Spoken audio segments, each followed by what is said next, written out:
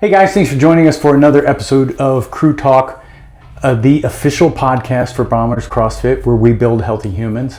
And today we're going to delve into Olympic lifting and kind of like what is it that appeals to CrossFitters in general? What is it? How does it fit so well in the CrossFit program and methodology? And so the person we're going to talk to about this is Cassie, Coach Cassie, who is our also barbell guru for the Barbell Club.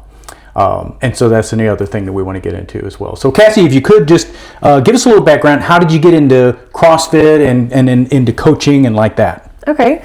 I started CrossFit almost 12 years ago, right after my fourth child was born.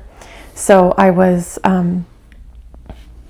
I had been looking for something to do in Ohio. So I had been in a tri club down in Florida. I was doing like Les Mills body pump type stuff. So I was doing some lifting, but more in a lighter weight, high volume type capacity. And I had heard of this thing called CrossFit. You know, this is 2014, still kind of on the fringe. Yep. And I was like, that sounds really cool. But I had Googled and didn't see anything in our area. I think Centerville CrossFit. And I was like, that's a little bit too far. Well, right after my fourth kid was born, I was sitting at a women's breakfast and I heard these two ladies talking about how they weren't going to eat a bunch of junk food that was sitting on the table. And then they were talking about this horrible workout they had done that morning. And I was like, tell me more. What did you do? Where is this magical place that tortures you? And, you know, and they were like, oh, there's this new gym in Beaver Creek called Bombers CrossFit. You should come with us. Well, of course, they were both Air Force. They brought me with them, or their husbands were Air Force, and like literally PCS'd like 2 weeks later. But they got me in the door, and I was hooked. So my first day at Bombers was March 12th, 2014. And I know that because it was a current member's birthday that day, and we did birthday burpees. And my birthday is the 13th, and so I did not come on the 13th because I did not want to do birthday burpees. Yeah. So that's how I started CrossFit, and I've been here ever since. Do you remember when you first were exposed? So CrossFit was when you were first exposed to like the Olympic lifts, clean and jerk and snatch. How do you remember how that came about, or?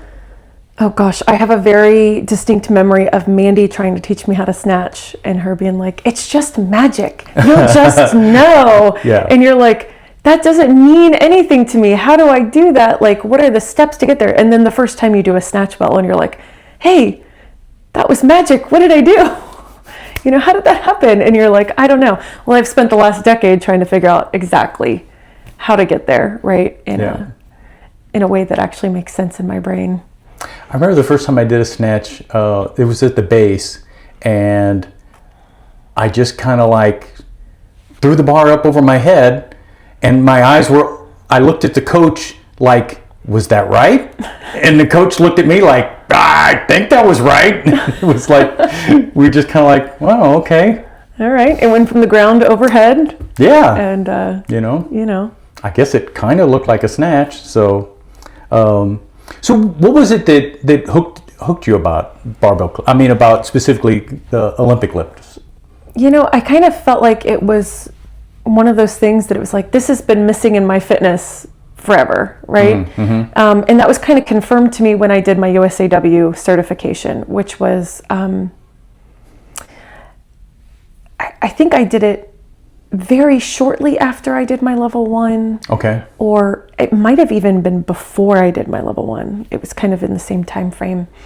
And I was at the USAW cert, and he was doing the overhead position test to make sure that you can safely lift. And the guy who was leading it was Dan Bell. He came over to me and he goes, you were born to weightlift. Really? And I was like, yes, I was. Like, that's just, I think my body proportions are right for it. And when I, finally got into the groove of it, it was like, this is what I should have been doing all along. Why did no one introduce this to me as a teenager? This is what I've always been competitive. I've always been athletic, but I never found a sport that I loved. I played a lot of tennis. I played a lot of field hockey, but volleyball, but never loved anything until, I really started focusing on Olympic lifting. Yeah. You talked about CrossFit when you started was kind of a niche thing still. Mm-hmm. But, Olympic lifting was really a niche. It was almost a dead art. Yeah. You were either one of those few people that was around where they had an Olympic lifting club, or you were never exposed to it. It just was not a mainstream. CrossFit brought that into the mainstream much more. So. Yeah, it's definitely created a resurgence, which is kind of funny because a lot of the old guard and the weightlifting community has not always been the kindest to CrossFit athletes, but it really has saved their sport. It really has. Yeah. It really has. Yeah. I mean, that was kind of a dead art, Yeah.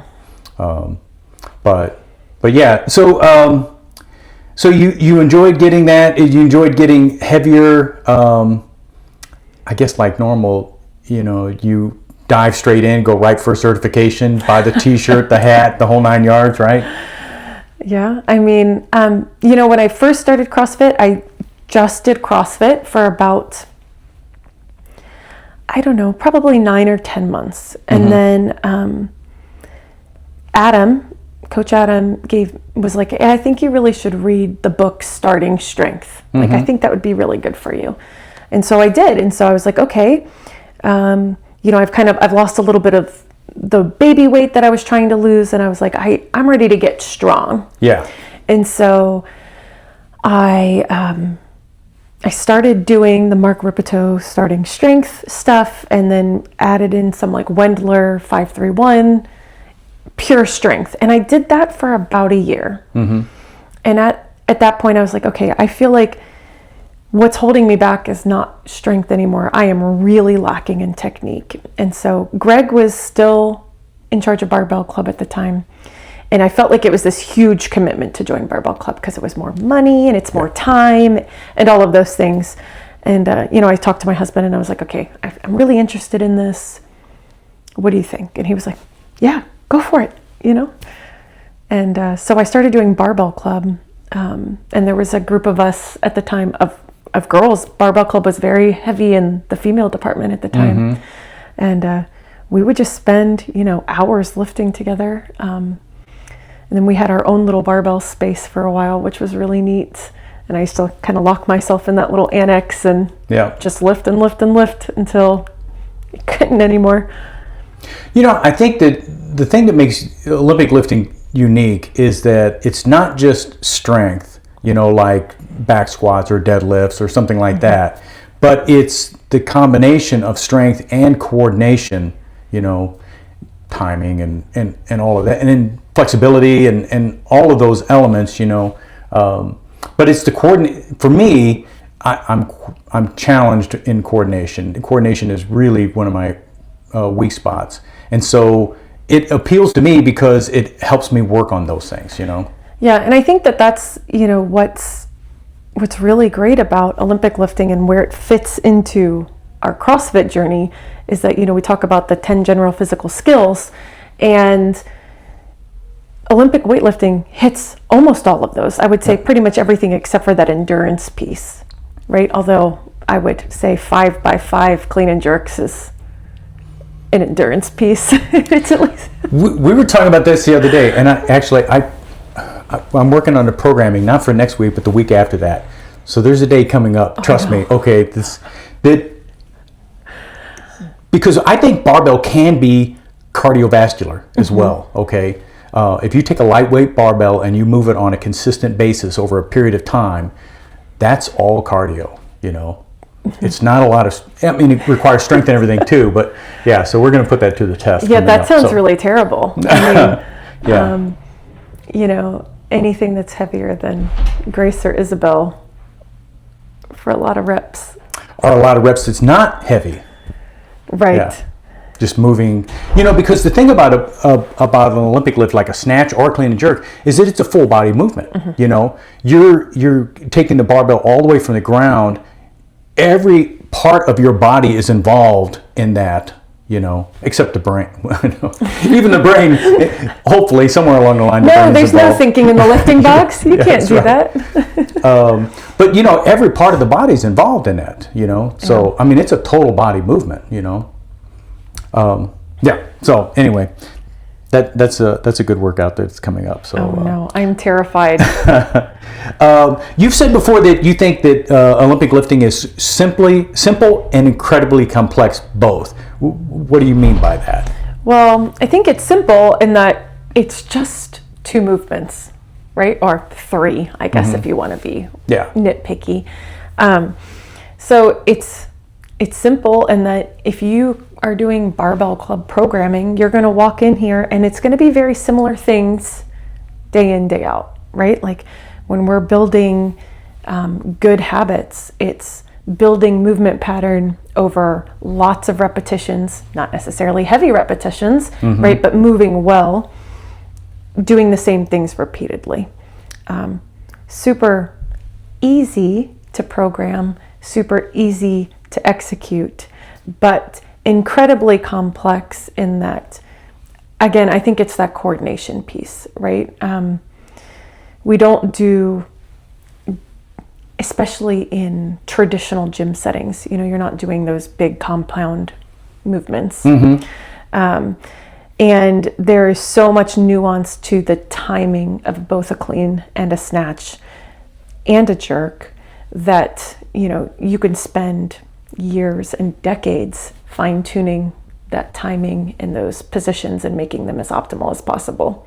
So it's funny, my daughter's a violin player, and I like to talk about it in tunes of rough tuning and fine tuning, because I can take an athlete who's never done a snatch before, like you did that first day on base, and I can get you doing something that looks like a snatch, and then we can spend the rest of your life fine tuning it every time you walk into the gym. What do you think is something that most CrossFitters underestimate about Olympic lifting? Oh, geez. If you've never done a competition, the pressure of competing, right? And having to be perfect for 3 lifts. Right? Like, because when we miss a lift in the gym, it's just like, all right, well, let's do it again. And I do this, right? Oh man, I missed it. I'm going to do this until I make it. And you don't have that opportunity if you're in a competition setting. Like, you have to, I'm trying to think, there was a quote from an Olympic lifter at some point that was talking about, like, working so hard so that when you're out there, you can be perfect. Right. And when you do a meet like that, you only have a couple of opportunities, you know. That's it. You've got to make sure that so it's the balance between, do I go heavier or do I make sure that I nail this lift? I need to get 1 in the books, so that I don't have 3 misses or. Yeah. And there's, the gamesmanship of it that we don't, participate in. Right. Well, we do participate in. There's a lot of gamesmanship on the leaderboard. Just ask, Lily, who put 5 pounds up over Trent on Monday. Right. Yeah, people go searching for those little white fractional plates, Yeah, those are my favorites, the babies. You gotta put the babies on. You said that your goal is not necessarily to lift heavy anymore, but it's to lift until you're 90. Oh yeah. So what do you mean by that? So in CrossFit we talk about the low trajectory to a distant horizon, right? Like, what is the key to longevity? Well, my goal is to stay out of a nursing home, because I think that is one of the easiest ways to decline is to not have mobility to be able to take care of myself. So if I can continuously be able to move my groceries from my car to my kitchen and then put them away up in my cabinet, that's a win for the rest of my life. I was even talking about this with Byron and Kevin this morning, right? Like, if I can get in here every day and get myself up and down off the floor when I'm 90, 100 years old, that's what I'm striving for. And so, that's the purpose behind me lifting every day, right? Like, how can I, as my kids are now grown, and then eventually I become a grandparent, and, how can I stay mobile and active and be able to participate in those things too? Yeah. Yeah. And, I think you learn you lift in the beginning, you're constantly getting PRs, Oh, yeah. All the time. And then one day those just kind of like stop, and I know for me personally, I've gotten to the point where nothing feels better than when you snatch a weight and you did it perfectly. Because when you did it right, that it was a good lift. It just feels smooth and you landed in position. You've had some of those before? I've had, it's a rare occurrence, but I've had some, okay?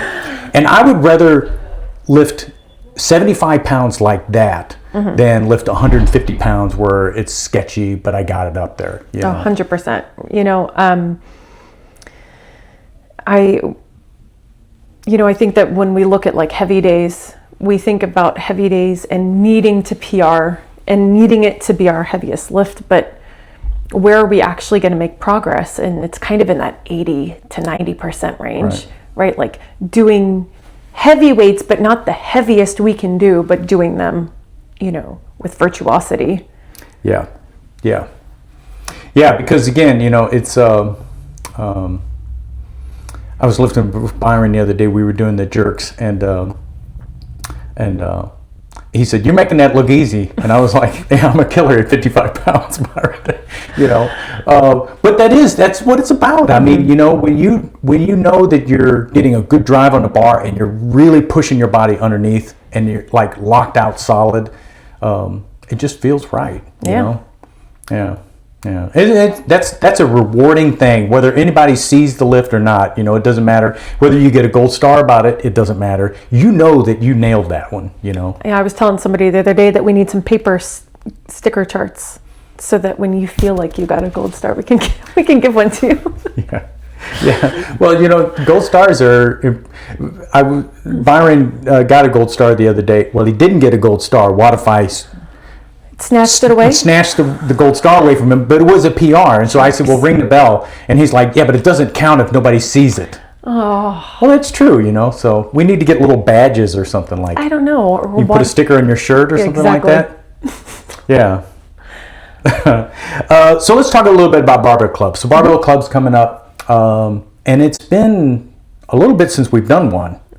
Yeah, I think it's been like a year and a half since we ran a barbell. Maybe this time last year we were wrapping up a cycle. That's a possibility. So if we've got members that don't know what it is, explain what Barbell Club is, how it works, that kind of thing. Sure. So we're doing things a little bit differently this time. So if you've done it in the past, listen up. Barbell Club we are doing a 12-week cycle. And so we're going to focus on the clean and jerk and the snatch, but we'll also do some strength-based movements as well. So we will have 2 days that are fully coached. So on Wednesday nights at 6:30 p.m. and Saturday mornings at 8 a.m. We will meet for class every single week. And one day we will work clean and jerks and one day we will work snatches. A third day of the week, there will be some strength programming for people to work some squats and some presses and some accessories to help with the clean and jerk and the snatch. But all of your Olympic weightlifting movements will be eyes on with coaches. Okay, so that accessory work they could do, during open gym times, they can come in and work in the back of the room or whatever. Yeah, and for the most part, like if you're starting off warm, it's maybe 30 or 40 minutes worth of work, depending on how much you talk. Mm-hmm. So, yeah, for the accessory work. And so who are you trying to target with Barbell Club? Is it like beginners or people who are experienced lifters or? Sure. I think Barbell Club's for everyone. I don't think that there's anybody in our gym who couldn't benefit from 12 weeks of focused work on our Olympic lifts. And that includes myself. Mm-hmm. Lily and I have spent years doing Olympic weightlifting. There have been times that's all we've done. There's been times that we haven't done it at all, which is kind of the last year and a half. And we're both really excited to spend some dedicated time doing that as well. Now, some of the important things, like will Barbell Club count towards the committed club? Yes. There will be an official class in Wadify. It will count towards your committed club total. So Kevin, if you're listening, those are your great double days. Yep. And what is it like? You come in on a Saturday morning at 8. What does the class look like? Yeah, that's a great question. Barbell Club is a little bit less structured than a CrossFit class. Yep. And part of that is because some people need more warm-up time than other people. Some of us are a little bit older or have more injuries and need a little bit mobility work, especially at 8 o'clock in the morning on a Saturday. Typically, I will be here well before 8 a.m. So if you know that you need to be out of here by 9, I suggest you get here at 7:30, start getting your body warm. So for those of you who don't know my standard barbell warm-up, you will get to know it during Barbell Club. Come in here, get your body warm, get all your mobility done, and then we'll start lifting together. Again, some people take longer than others because it becomes social time. Coach Ryan is notorious for taking many hours to get through an hour's worth of programming. But, some people, I know you have limited time, come in here, get your work done. We're here to watch and make all your corrections that you need. So you will have it'll be in Wodify just like our normal WODs. You'll be able to see it in advance. If you miss a class, you can make that up on your own time. Okay. But it'll all be written out with some specific instructions. And so that kind of goes to, you said that the 2 classes will be Wednesdays at 6:30, Saturdays at 8. If one of those times is tough for you to make, there's an opportunity you can get that made up in other times. Or yeah, absolutely. And if there's like a specific, like if you can't make Wednesday nights, like come talk to me. If you are like, hey, I can really only lift in the morning, and maybe we can work something out. So just let me know. All right. Yeah. Let's see. And then the accessory work, like we said before, you'll be able to do that on your own, kind of like in between. What's your advice as far as like if someone they still want to do CrossFit, okay, on a regular basis, but they're also going to do Barbell Club? I mean, how do you manage the load? Yeah, I mean, so the beautiful thing these days is we give the WODs out on Sunday for the whole week. So you can plan your week accordingly. So if we are, like we did a heavy day this week for jerks, maybe that's a day that you're going to skip doing CrossFit during Barbell Club because you're like, I'm going to save my Olympic lifting for then. And maybe you slide your accessory work into that day. Or maybe you're going to skip your accessory work because we're doing a 5x5 back squat and we have something very similar that's programmed. And so you're just going to come in and do CrossFit, skip your accessory work for that week. Or maybe you're going to just add, you'll skip the squats and then after class do 5 to 10 minutes of, what other strength accessory, whether that's some banded pull downs or whatever that we have programmed for you. So managing volume, just making sure that you're not overtraining. And if you have any questions about that, making sure you come to talk to a coach because we're more than happy to help you plan that for you. Most of us don't need to be doing more than 5 to 6 workouts a week. So yeah. And especially, if you're doing if you come in and you try to do like if you've got accessory work and it involves back squats, heavy back squats or something like that, and then the WOD, you're going to do that, and then immediately after that, you're going to do the WOD of the day, like in a CrossFit class. That may not always be the right way. It might not, right. And it really will just depend on what the WOD is, I would say. Some WODs lend very well to doing something else that day. Like I think today's WOD would have been a great day to, if you wanted to throw some back squats in there or some front squats, it would have been easy to fit into something like today.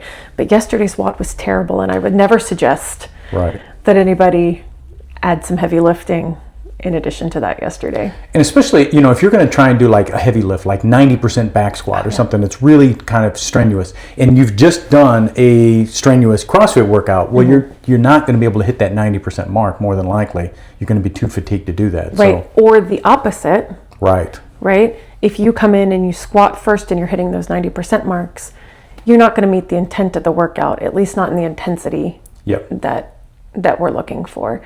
And it's okay if you want to say, hey, I'm just doing this to move and whatever, but you might need to change some of your expectations for the Metcon that day. Right. And that's okay. Right. And that's something that you guys can, you and Lily are going to be coaching this. You'll be able to help people kind of walk through, hey, this is the best way to put this into your day or something like that, Yeah. Or if you have the opportunity, I think if you can lift in the morning and do a WOD in the afternoon or something like that, if you've got the luxury of being able to just go to the gym Not all of us are retired, Daryl. Hey, it's a great life. Let me tell you, I recommend it highly. So, all right. So when is this going to start again? We are starting January 16th, so it is a Wednesday night. Okay. And the price of Barbell Club is? I posted it out. I don't know it off the top of my head. Okay. But it will be launching on the website to sign up. Okay. I don't have my watch on. Whatever right. Next Monday is, I think next that's... Monday.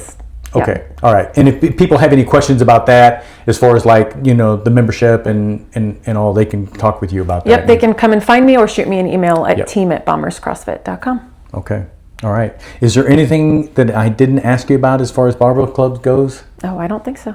I'm looking forward to it. I'm looking forward to, first of all, getting some dedicated Olympic lifting back, but also teaching some of our members that they don't have to leave here drenched in sweat and breathing heavy every day and still make a lot of progress. Well, I'll tell you, as a coach, the thing I've always enjoyed about Barbell Club is you see people, like in the past, people they'd stop doing CrossFit for a while. They would only do Barbell Club. And then when they come back into the CrossFit class, you just see how much better they move the barbell, know.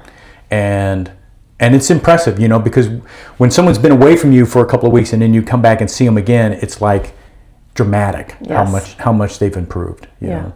So, all right. Well, hey, if this has piqued your interest, folks, I suggest that you reach out and talk to Cassie or Lily and get more information about it. Sounds good. Thanks, Daryl. Yeah, thanks very much. Yep.